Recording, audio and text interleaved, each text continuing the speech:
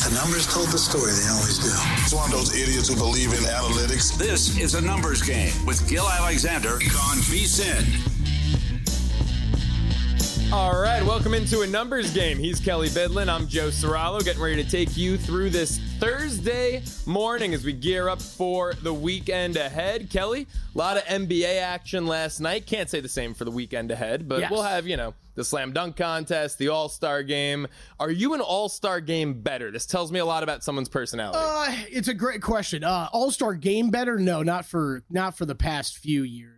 Have different formats once again this year, so I don't even really know if there's going to be good betting possibilities for that. Now, the three-point contest, I'll get involved with. You're going to be sitting there Saturday night eating a thing of Dominoes and just firing away three-point contest. Oh, come on. We can do better than Dominoes, man. Come on. I would hope. Unless you want to sponsor this show, Dominoes, then I love you. I think that's what my high school Saturday nights used to look like. Dominoes and firing away, three-point contest and dunk contest bets. Look, three-point contest, I'll usually pick two or three guys and then just and ride with that. Because I think there is, you could at least handicap that a little bit. You can look at stats from the season, wide open three-point attempts, who's shooting what, and it's a little bit more of a gut feel thing, and it's smaller bets. I'm not saying it's a great betting opportunity, but it's one I like to get involved with, and then you watch the other nonsense that goes on.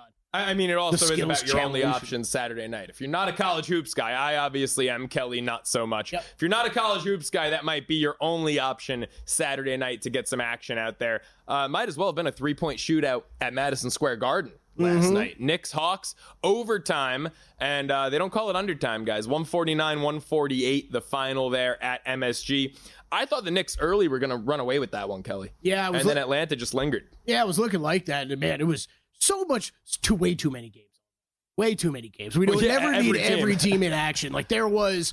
you and I were joking about it. We'll get to it. I'm watching Thunder, and the Thunder game, I don't even realize this game is going like this at the end, where it's becoming a tie game and going to overtime. I have to switch it over for OT. But yeah, it's just a crazy high scoring game. Knicks, Hawks. We expected it to be, a good one. We talked about that yesterday, and it was like, we both kind of lead Knicks, but I'm not laying the points with what we've seen Trey do in the Garden before. So yeah, great game. Knicks come out on top.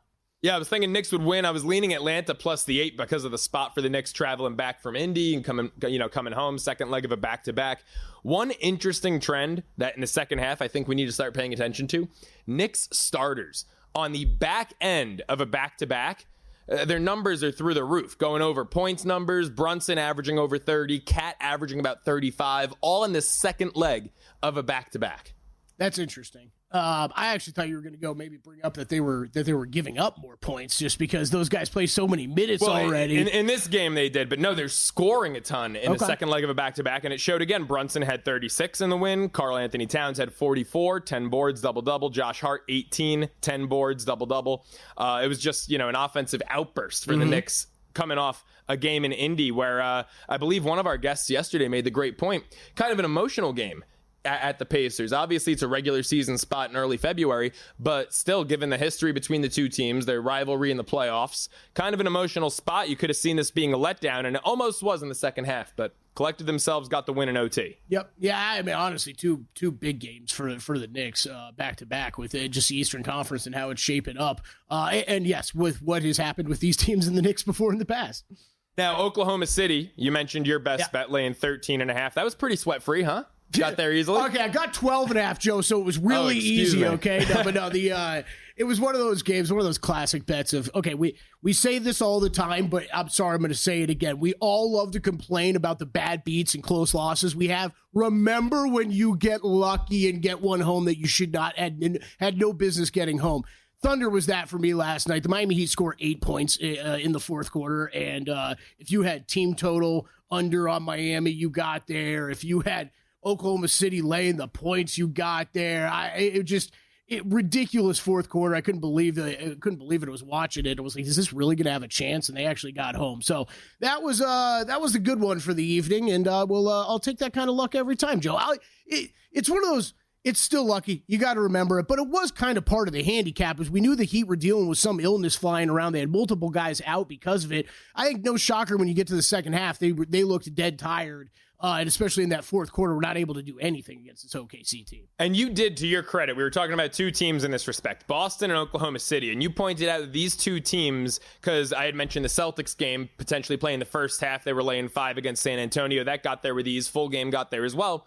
But you had mentioned that the way that the Celtics and Thunder are constructed, if the game is close after 3 quarters, they can just completely run away with it in the fourth. Yep. And so that did, I don't know if that's exactly how we thought the Thunder Heat game was going to play out, but it did get you home in that case. Exactly. Yep. No, it absolutely is. It's just they're so both teams so deep, so much talent, and you go up against some of these other teams, Miami, a good example, especially when they have a couple guys out. You're already a little short on talent and what's available in your starting lineup, and then when you go to compare benches, just OKC, what they can throw at you is overwhelming. How about that Houston-Phoenix game? 2 cold teams coming into play. The Suns up by 8 going into the fourth quarter, and Houston laying 6.5 outscores them by 16 in the fourth quarter, 35-19. Not only do they get home with the win, they get there with the cover as well, an 8-point win for a team that was trailing by 8 going into the last quarter. Yeah, it was impressive. I mean, this is, we've brought it up the past couple of days, but definitely if you're betting NBA, you got to bookmark a couple of these teams to keep your eye on. It's easy for us to forget about things when we hit this All-Star break and we don't play basketball for almost a week.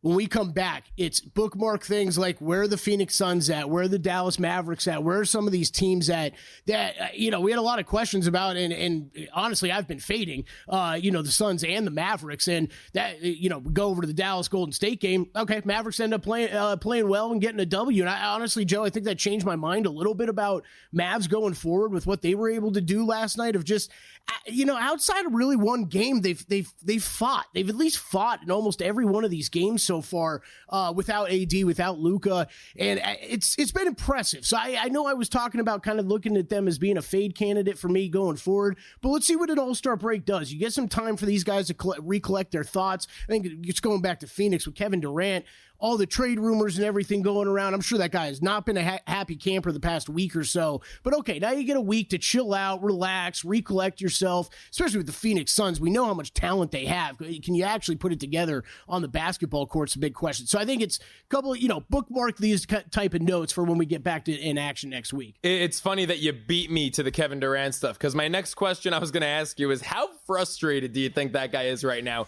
42 minutes last night, which I feel like is uncharacteristically a dash high for him. 37 points, 5 boards, 9 assists, also uncharacteristically high for him. But listen to the rest of the starting 5 he's working with. Royce O'Neal, Nick Richards, Bol, Tyus Jones. Yeah. I mean, is that what he signed up for in Phoenix? Right, exactly. Yeah, exactly. So, yeah, it's these are the type of things we got to see how the problem is Durant is once he gets on the court, he's still Kevin Durant. It's right. Just, we'll see if anything more happens off the court. I mean, it couldn't save them in the fourth quarter, though. They went into that with an 8-point lead, end up squandering that lead and losing the game, not even covering. Golden State, Dallas, you mentioned that game. Do the Mavericks deserve more credit, or do the Warriors deserve more criticism after a game like that? Man, I think I'll go a little bit of both, which I guess is the easy way out. Yeah, but Kelley's running for office. I'm going to go Dallas more credit, though. I'll give Dallas more credit. Way to step up and get a W here after everything that's happened the past couple weeks. I think Golden State, and we're going to talk about it next segment, but I think Golden State hosted the All-Star game. I think maybe that was the prime candidate, and I whiffed on this completely. I laid 5 and got out to 8, closed at 8 with Golden State, so a lot of people whiffed on this. I think Golden State's thinking about hosting an All-Star game in San Francisco and not really enjoying being on the road right now, and they need a week for them to get their team together here and go forward. Is it bad that I had no idea this weekend's All-Star game was in Golden State? I had no clue. No. That's how little I pay attention to the NBA All-Star game. I don't even know the format this year. Kelley, what is the format? I feel like we're now in the rotation, too, with the, like the Pro Bowl. I've got to double check every year, too, where I'm like, we're do that in Orlando now, we're not going back to Hawaii or anything, right? We're just in Orlando now and everything. So, yeah, we'll talk through All-Star game a little bit more tomorrow. But, we've redone formats where they're drafting teams and all that stuff. What is the format? Is it 4 teams? It's 4 teams. I'll have to pull up all the details. Yeah. I don't even know them off the top of my head. That'll be for tomorrow for sure. What do you think about Kyrie moving forward? Can Kyrie single-handedly will this team? It's a great question. It's a great question because it is the question when it comes to the Dallas Mavericks. And I think from the basketball player standpoint that we've seen on the court, Kyrie Irving, yeah, he can. And one of the big knocks about the Luka trade was, man, so much of this team was constructed to play around Luka Doncic. Now, a lot of that still applies for Kyrie Irving, but you are asking him to just do an incredible amount on the basketball court, both scoring and assisting the ball, running this offense completely. It's tough. I think Kyrie's that good of a player that he can do that, but not to have the other surrounding talent to take them to another level is going to be the problem. Kelley, how about this Lakers-Utah game? 131-119, Jazz get their 13th win. I mean, how concerned should you be? Obviously, Luka's minutes still restricted, only played 23. But if you're the Lakers, you expect to blow them out of the water, a team like Utah. How concerned should LA be? Yeah, and I don't think a ton, except for I'll keep going back to it, the center position. My double-double didn't get home with Walker Kessler. I was tracking that for you. Yeah, with Walker Kessler, but he was still a beast inside with 6 blocks. It's just these are the type of things that they're going to have.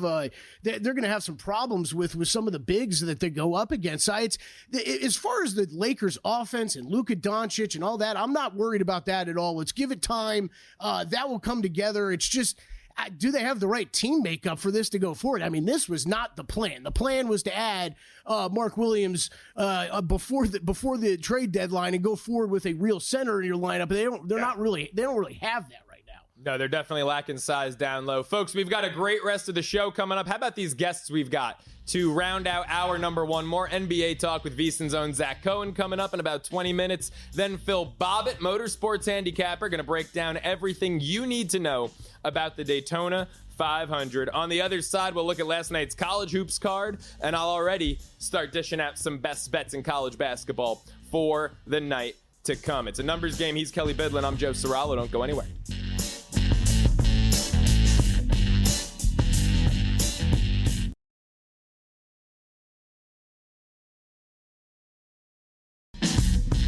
A numbers game on VSiN, the sports betting network. Numbers game continues. He's Kelley Bydlon. I'm Joe Ceraulo, taking you through this Thursday morning as the NBA winds down and we get ready for the All-Star break upcoming this weekend. A lot of great college hoops action going on this time of year. Split the difference last night with the best bets. Went 1-1, lost on St. John's. Great game between the Johnnies and Villanova. Got home on Drake at Illinois State. Kelley, is that incredible run of Missouri Valley teams covering on the road continues there? What's it up to? It's like 55-30, something obscene. Wow. Yeah. Okay. Road teams in the Missouri Valley, absolutely the move. We've got some Summit League action. I know Kelley is really excited about that. I mean, Joe, don't fall asleep when Missouri Valley teams come to play you, okay, man? That's what it is, obviously. Clearly. So we've got a couple picks in the Summit League we'll get to later on this segment coming up shortly. Some more NBA action tonight. Not quite the slate we had yesterday, just about 4 or 5 games to get to tonight. I believe 5 total. And Kelley, you're already getting people reaching out to you, some friends you haven't spoken to since middle school, asking for your lock of the century. Is that what's going on here? I was just going to bring up yesterday we all get this, but the friend who checks in like every few weeks, like, hey, what are you betting today? You got anything? Like, clearly, like they're just going to be at the bar and they want to watch or something, right? Yep. So I had a friend text and I gave him a couple things I was on, but Thunder was one of them, right? And he was laying 13.5. And of course it's look, we always say, hey, judge us on what we do over a course of a season, not what we do in a day or a week or something like that, right? So of course I sent him Thunder and he got 13.5. They win by 14, right? So he's laid 13.5. In the third quarter, beginning of the third quarter, I get a text message of like, oh, great call on this one. He had the audacity to ask you for a pick, Joe. And the then audacity. You know what's funny? I got a message the other day on Instagram in my DMs, and I'm like, who is this? It looked like it was like some college lacrosse player. I'm like, why is this kid DMing me? And then he goes, yo, my mom was your guidance counselor in high school.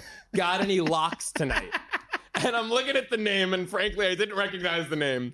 And I'm thinking to myself, shoot, if your mom's guidance got me here, we've got some problems. If that's the guidance that I received, we've got some problems. I had to leave it on open. Man, that's awesome. I was like, I'm not sending some kid who's got a lacrosse picture as his bio a lock of the night. I will say though, that's the I would believe that's a real person though, because that's one of those stories of like, how could you make that? Could have said he was Uncle Ned's kid, and I wouldn't have known the difference. That's like, who makes that up? Like, nobody's like guidance counselor. Yes, that's what I'm going to say it was. I should have written back. My guidance counselor was a dude. I don't know what you're talking about. So, Kelley, 5 games on the slate coming up tonight. Golden State, Houston. Rockets laying the same number they were against Phoenix yesterday, 6.5. Not really a big travel spot for Golden. I mean, look, if you don't know Texas geography, folks, Dallas and Houston are not exactly next door to one another, but at least it's, an in-state spot for the Warriors here. You like them catching 6 and a hook? Bounce back? Man, it's I will be staying way away from this one. This game opened up. There are a couple lines tonight in the NBA that moved wild from where things opened up. This opened up as Houston a 1-point favorite yesterday. We are out to 6.5. It got all the way out to 7 when I was looking at stuff this morning. It's coming back to 6.5 now. Steph Curry already listed as questionable for a rest spot here tonight. I have a feeling we're not going to see Curry. I have a feeling we're not seeing Jimmy Butler. This would be the first back-to-back that Jimmy Butler's played in since joining the Golden State Warriors, still kind of ramping up. I think I'd be a little surprised if he goes tonight. Rockets got their own issues, Joe. This was one that I had circled early of like it'd be Warriors or nothing. I guess that would still be the case at number, but you can't do anything with this until we know what the injury situation is. I mean, if there's no Steph, no Jimmy, if that's being baked into this 5-point movement, I'd have to lean Houston.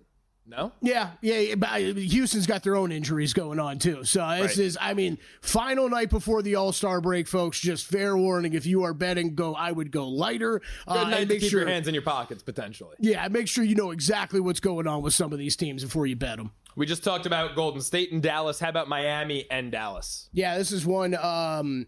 This is one, too. Heat at Mavericks here tonight. Heat still dealing with this illness. I mean, multiple guys out sick last night. Now you're talking about a back-to-back situation. We saw them kind of die in the fourth quarter there. So, it would be Mavs or nothing. It's going to be a pass for me, although I am considering going back to maybe looking at a Bam double-double or something like that. Take advantage of Dallas's deficiency down low. Correct, absolutely. And Bam out of bio, he still looked pretty good last night.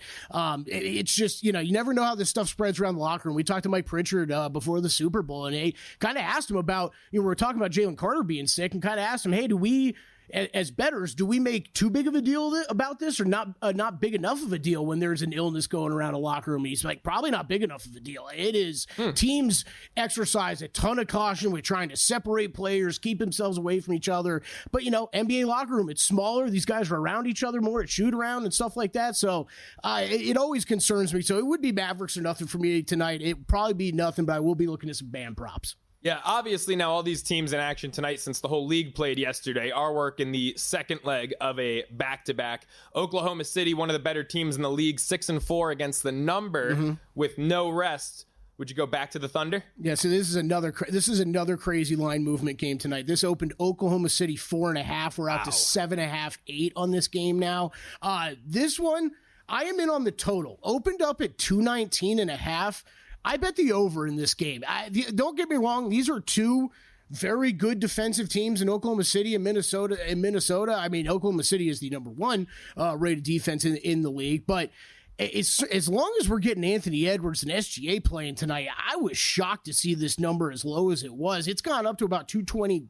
You'll find 221.5s out there. I think it's still bettable over. You're talking about since January 10, Oklahoma City first in offensive rating with 120 points scored per 100 possessions. Minnesota's 6th in that time. Really not that far behind them. Yes, we got good defenses. Maybe not the best matchups, if you want to say that, for both of these teams from an offensive standpoint. But both these teams have been cruising to the over, too. We talked about some of these trends yesterday, Joe. 14 of the last 18 for OKC have gone over. Minnesota, it's 12 of the last 18. So these teams are scoring points as is right now. Last game, if anything, I'd expect to see tired legs back to and on the second half of back-to-back, like you said, Joe. All these teams on a back-to-back tonight. You got that. The All-Star break coming up. Defense might not be the top priority this evening. Kelley, I'm curious, when you're capping hoops, and obviously you're more the NBA guy, I do a little more college.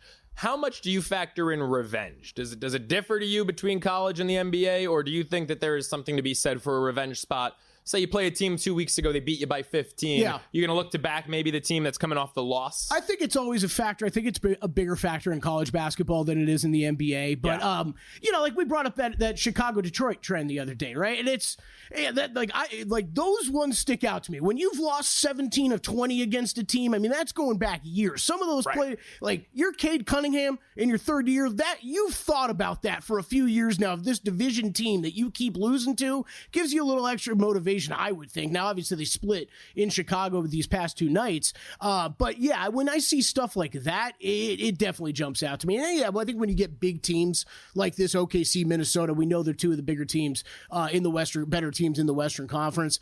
Yeah, stuff they remember from playoff series and stuff like that carry over to the next year. I think just be a little careful with it. I think some of that stuff, if you're doing revenge from the playoffs, you're looking at it beginning of the season a little bit more than later in the season. Well, Kelley, the reason I ask is because we're looking at tonight's college hoops slate, and I had a couple games circled over in the Summit League.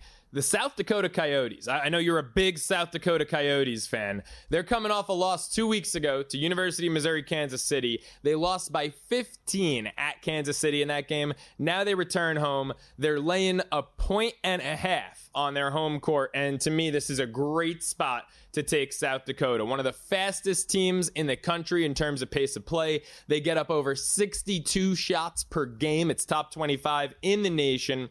And at nearly 86 points per game, it's the highest scoring offense in the conference. Kansas City, about 12 points per game behind South Dakota, only about 74 per contest. Now, these teams are polar opposite, right? South Dakota, really fast-paced. They get up shots in bunches and absolute total volume. Kansas City, much slower pace. They'll get you on the glass, and they're much more of a defensive-oriented team. But South Dakota's won 5 of 7. They've covered 4 of 7, and as home favorites, 4-2-1 against the number. Kansas City's lost 8 of their last 9 outright. The only win in the last 9 was that win on their home court against South Dakota. So I love the revenge spot for the Coyotes here. Hey, look at that mascot, though. How do you go up against that fighting kangaroo, man? Wow. The Kansas City Roos. That's what they call them, the Roos. Honestly, I could not have told you that there was a South Dakota Coyotes. I know the Jackrabbits. I know South Dakota State. And that's my other play. Oh, we're taking Omaha plus 9.5 against South Dakota State. Look, South Dakota State, you know the Jackrabbits because they're a staple in March Madness, right? I mean, I don't think you're locked into the Summit League, Kelley. Yeah, but they're feisty. They're feisty every Who now doesn't and love a Jackrabbit logo? That's right. And they've always got that one white dude who's going to hit like 9 threes in March on the national Only stage. one? Yeah, well, no, they've got quite a few. But the thing with the South Dakota State team, the reason I'm taking Omaha, these Jackrabbits don't put up threes in volume the way that they do. They've usually got one guy who can hit 9 on any given night. As a team, they're only averaging 9 made threes per game, just 13 made free throws. That's the low mark in the entire conference. Omaha, one of the best ATS teams, forget in the Summit League, in the entire nation this year. They've also won 12 of 13. They're 9-3 against the number over that span. We'll dive more into the specifics with Omaha, but 9.5, I love that number. Get to the counter now. More NBA with Zach Cohen after the break. He's Kelley Bydlon. I'm Joe Ceraulo. It's a numbers game.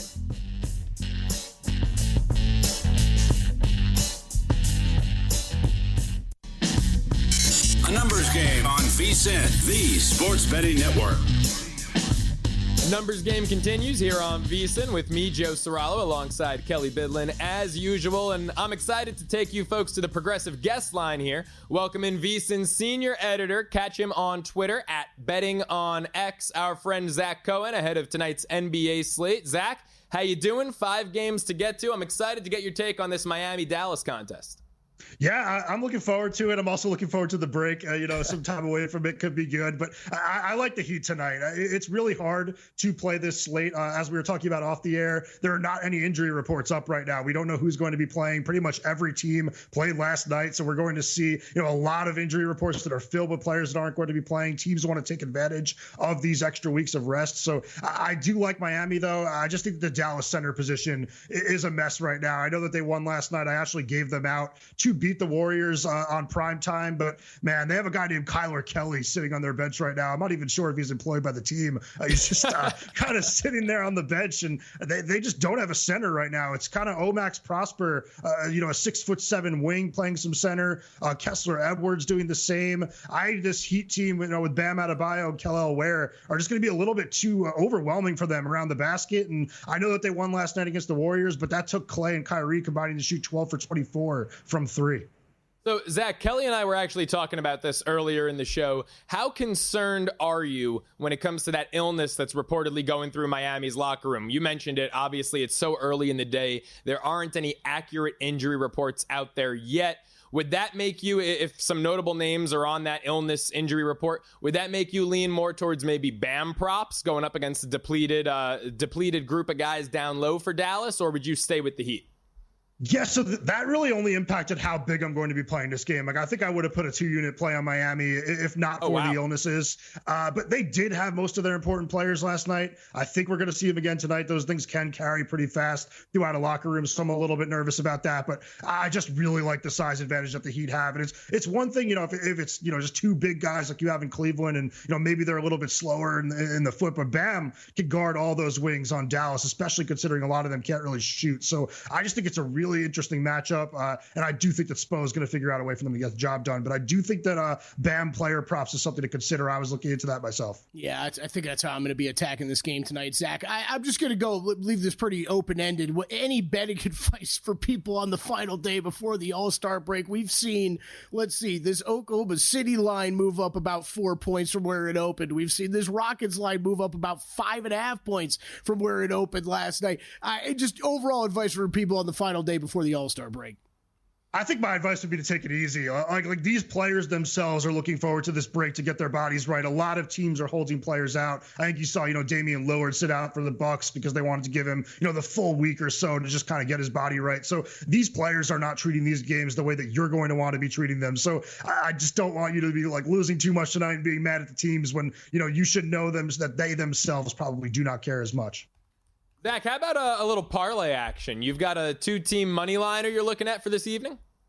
Yeah, I'm going with the Kings to beat the Pelicans again, and I'm also going with the Thunder to beat the Timberwolves. I just think, we've seen now that the Sacramento team is a little bit too much offensively for New Orleans, as constructed. I think that without Herb Jones, you're kind of missing a really important perimeter defender for DeMar DeRozan, who is now lighting it up for Sacramento. I just think that the Kings are going to do, their business tonight. I think this is a really good basketball team, honestly. I mentioned it after the trade deadline that I see this being, the same exact team it was, with Aaron Fox. I'm very high on the move that they made for Levine. I think that they did some nice moves to add, Valanciunas to their bench, Jake LaRavia to the bench. And then for the Thunder against the Timberwolves, this is just a struggling Minnesota team right now. They are lacking in firepower in a big way. I know that people don't really like, Julius Randle, but he brings something to the team. And I do think that it's going to be very difficult for them to create efficient offense against Oklahoma City's defense. Hey, Zach, I don't know what stood out to you most from last night with every team in action. There was a lot that you could choose from.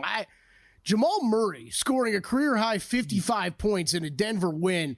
That stood out to me because I think that what some of my major concerns for Denver is, okay, this team lost pieces from what we've seen the past couple years ago. I think that's going to be tough to make up, and I thought Jamal Murray had been on the rapid decline over this season. Any thoughts on Denver going forward? Did that catch your eye as much as it did mine? Yeah, absolutely. Honestly, he looked completely cooked in the first month of the season, and he has come back, storming back. It looks very, very healthy. That performance definitely alleviated some concerns for Denver. Obviously, it's a team you still have to take very seriously. With Nikola Jokic out there, they're always going to be a threat to win a playoff series. But the question was, does he have enough help? And seeing Murray looking back like the guy that he was, the last few seasons is definitely big. Now you kind of look the rest of the season and hope, that Aaron Gordon gets a little bit healthier, because if he does, then they are going to be a team, to reckon with in the Western Conference. I think that, the Russell Westbrook move has paid off in a big way. Honestly, seeing Kentavious Caldwell-Pope struggling the way he has in Orlando almost makes it look like that move was, absolutely correct, letting him go out the door, bringing in Russ for cheaper. So it's definitely a team to be monitoring the rest of the season, not just for Murray, though. I would say that Gordon, we need to see Gordon looking back to the player he was when they won the finals. He's Zach Cohen with us on the Progressive Guest Line now. Make sure you follow him on Twitter at BettingOnX. Zach, you look at Houston yesterday. They were laying 6.5 against Phoenix, down 8 going into the fourth quarter, end up blowing the Suns out in that fourth quarter, winning by 8. The cover gets home. Now they're taking on Golden State, laying that same number, 6.5 at the moment. This one, I believe, opened with Houston laying just a point. Does that tell you it looks like Steph is out? It looks like Jimmy might not go. I mean, Jimmy Butler hasn't exactly been playing a lot of back-to-backs this year. Would you be interested in getting in on a much younger Houston team in a back-to-back spot? Yeah, so this is another one where I'd be looking, if you like Houston, take it in a parlay or the money line, maybe use it with the Thunder and just get a solid price for both teams, because I do think Oklahoma City is a pretty safe play tonight. I just wouldn't want to be laying 6.5 only without seeing the injury reports, because if Steph does play, that is a lot of points. We have seen, that this Golden State team has been very competitive with Butler in the lineup, so that's my only concern there. But man, I do have concerns about Golden State moving forward. I think after the deadline, I did not like the Jimmy trade for them. I just think that there are too many players on that team that can't shoot the basketball. And when you bring Kuminga back into the mix, you're going to be looking at Kuminga, Butler, Draymond Green on the court with Stephen Curry, clogging things up, making things very difficult on him. Yeah, we were talking about it first segment, Zach, and I said I think there's a lot of these teams, especially in the Western Conference, just kind of bookmark. Don't forget, I know it's going to be a week without basketball, but we got a lot of questions about, Warriors, Mavericks, Suns, Lakers, right, with different problems that they got to recover from. I'm going to circle back. You brought up last week on the show being high on San Antonio. You kind of got me excited about it too. Just thoughts after the past few games where they haven't really looked as impressive. You still digging some Spurs bets here?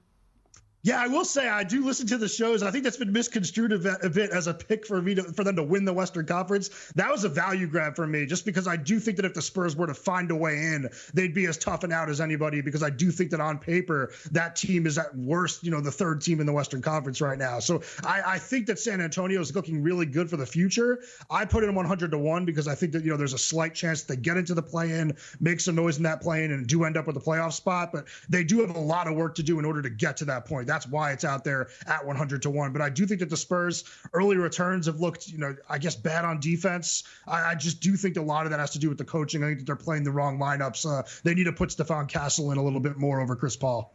Zach, I'm not really the biggest NBA bettor, but one thing I've had success doing the last 2 years is attacking the futures market at the All-Star break, because it's not the halfway point. It's really more like the 3/4 way mark. And you can really assess, you get a good feel of who these teams are. You can really assess, I feel like, the win totals well when they take that break. Do you have any futures either in pocket or that you're going to add to your portfolio now as these teams take a little break and we reassess down the home stretch here? Yeah, I think I mentioned it before, but I do like the Kings a lot moving forward. I'd be looking at in-season win total overs on them. I just thought that moving Fox out, it looks a lot bigger on paper than it really was, because Malik Monk is such a good player that sliding him to the point guard position and bringing in Zach LaVine, a borderline all-star himself, it's not that big of a downgrade in terms of talent. And then they added pieces to the bench that are just so productive in Valanciunas and LaRavia that I just think that the Sacramento team is being viewed as a team that kind of dumped, a star, and that that comes with being labeled a seller, but I don't think that they got any worse. So I'd be looking at the Kings over on the win total. Hey, Zach Gill's not here, so I got to ask you, any tennis in action today for you? Yes, I have two plays that I really like. One of them is Riley Opelka money line against Brandon Nakashima in Delray Beach. You should be able to find that at -125. Opelka has won this tournament before, has been a runner-up also. Nakashima is a player that very much struggles with big, powerful servers. Opelka might have the best serve on tour, so I think that this is going to be a very big, power matchup, but it's one that favors Opelka in conditions that he really likes. And then in Buenos Aires, I like Mariano Navone +1.5 sets against Holger Rune. These two played a very competitive match on clay in Madrid last year. Navone is one of the best clay court players in the world. Rune is viewed as one of the top 10 players in the world, but you have to factor in surfaces. Last year, Navone had, I believe, the 9th most wins on clay on tour, and I believe the 3rd highest break percentage on clay on the tour. So I think he's going to be getting a lot of pressure on Rune's serve, and Rune was sick 2 weeks ago and had a pretty poor performance in Rotterdam, which is a tournament that he usually plays well at.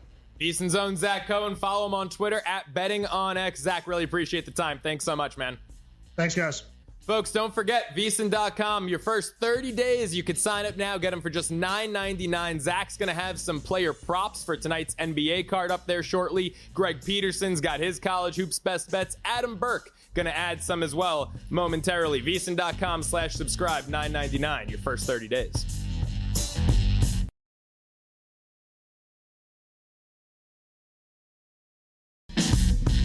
A numbers game on VSiN, the sports betting network.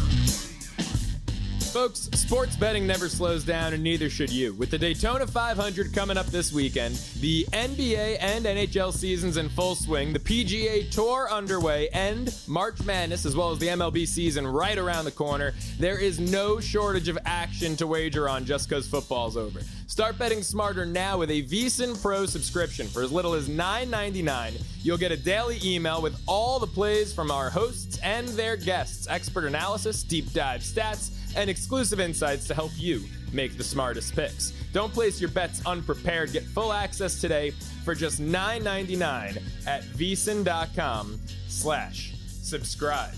We welcome you back into a numbers game. I'm Joe Ceraulo alongside Kelley Bydlon, and getting ready to take you back to the progressive guest line with that Daytona 500 just days away. Who better to break it down with than our friend Phil Bobbitt, Motorsports Handicapper from over at CBS SportsLine. Make sure you follow him on Twitter at SpeedwaySteve2. Phil, how are you today? Thanks for hopping on, man.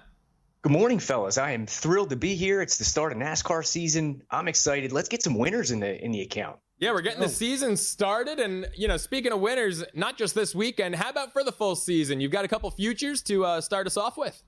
We've got a couple plus money winners here. We're going to go with Chase Briscoe, over 1.5 wins. You can find that at Bet Rivers. We like Chase this year. It could be his breakout season. He's upgrading into a JGR Toyota from a lame duck Stewart Haas wagon. He won twice in that lesser equipment in the past years. Bad stuff. This is a big performance bump. Martin Truex, who retired, was in that car last year. He won 16 times in 6 years in that car. We like Chase Briscoe over 1.5 wins. The next one we like is Shane Van Gisbergen under 1.5 wins. That's plus 112 over at Bet Rivers. This guy is irrelevant on the oval, so you can throw 30 races out the window. There are only 6 that matter to him. He's one of the best road course racers in the world. The ovals are a different beast. He's just not ready. We think he's going to win 1, but he won't win 2.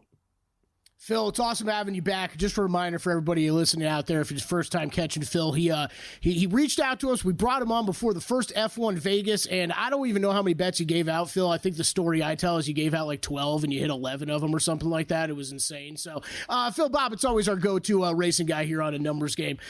So, look, I need you to break this down. We got Daytona 500. We know it's huge this weekend. We brought you on today, though, because we've got the duels going tonight, right? This is going to help set up the order for Sunday. Walk us through all that and then your bets for tonight.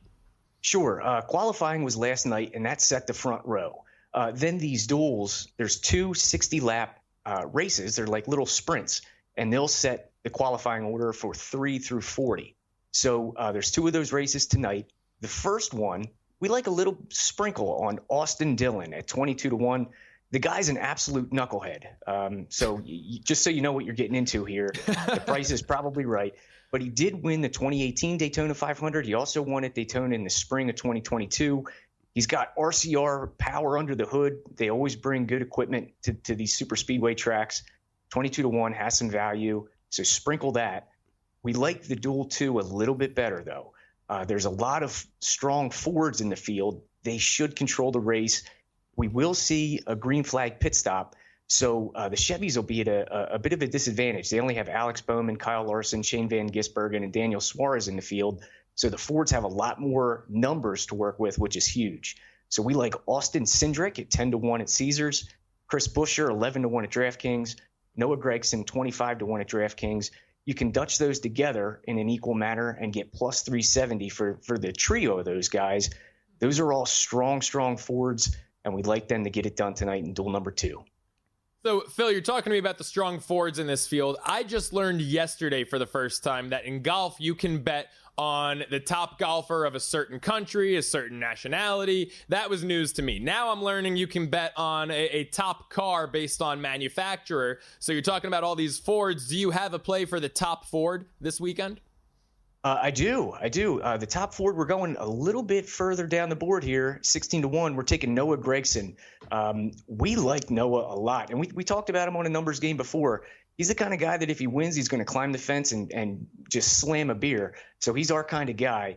Noah is also stepping out of that Stewart-Haas wagon from last year, so it was kind of a middling car into a front row motorsports car, which is excellent at these super speedways. He has led at Daytona before last year. He led in Talladega as well last year. He's a really, really good super speedway driver. He started 37th in 2022, finished 9th. He started 38th last year. And then he finished 9th. He finished 3rd in 2022. So we like Noah to get out front. Lead the Fords. Maybe he gets it done. He's also plus 240 for a top 10. Yeah, top 10 and the top Ford for Phil on that one. Phil, I'm gonna tee you up on this one, man. You got five outright bets, it looks like, for the Daytona 500. About plenty of other bets, top 10s, matchups, everything. Just talk us through your outright bets and anything else on the board you want to hit on. Sure thing. So the Daytona 500, I wish it was a little bit more predictable, but it's the first race of the year. Everybody's excited. You're probably going to watch it with your buddies. So we want to get a portfolio of guys. That way you have somebody standing at the end, because there's inevitably a huge wreck. Somebody will make a mistake and take out half the field. So you got to have lots of bullets in the gun. So we're going to take Chase Elliott. There's a rogue 18-1 at BetMGM right now. We're taking his teammate William Byron 20-1 at FanDuel, Alex Bowman 35-1 at DraftKings, Justin Haley. That's a name that you might not know, but he won a rain-delayed super speedway race before, and he's 55-1 at DraftKings. And then we're also taking Front Row Motorsports. That's a trio of Zane Smith, Todd Gilliland, and our guy Noah Gragson. You can Dutch all those guys together and get plus 360. That way you're at least going to have somebody in the fight. Because these super speedway races are just so hard to get a winner home. We think this is the best way to do it. A little scatter shot for the outright winners. I like it. Phil, talk to us about positionals. You've got a plus money positional prop here. How do you go about capping those, and what's your favorite one for the Daytona? All right, so our favorite one, and we like this a lot, it's Martin Truex under 19.5. So we need him to finish 19th or better. It's plus 130 at Caesars. They hung this morning, so that's a current number. But he's a retired guy. This is his first week of retirement, and he's spending it in a race car. So since the next-gen car's introduction in 2022, which is a new design of the car, he's finished inside the top 20 at Daytona 4 out of the 6 races. When you include all the super speedway dates back to 2022, he's 12 for 18 inside the top 20. So a plus money price gives us a huge edge here. We've got him projected between 14 and 17. This car, it's racing under the Tricon Garage banner, which is a very, very small truck team, but it's a Toyota. He raced with Joe Gibbs Racing in the past. This is a Joe Gibbs prepared car. Those Toyotas look good. In a 40-car field, we like his experience. Give us Martin Truex under 19.5.